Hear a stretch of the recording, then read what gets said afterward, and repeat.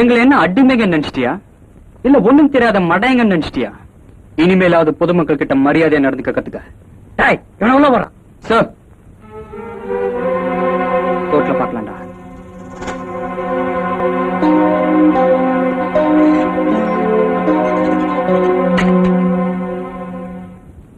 என்ன ராக்கி, உன் படிப்பெல்லாம் எப்படி இருக்கு?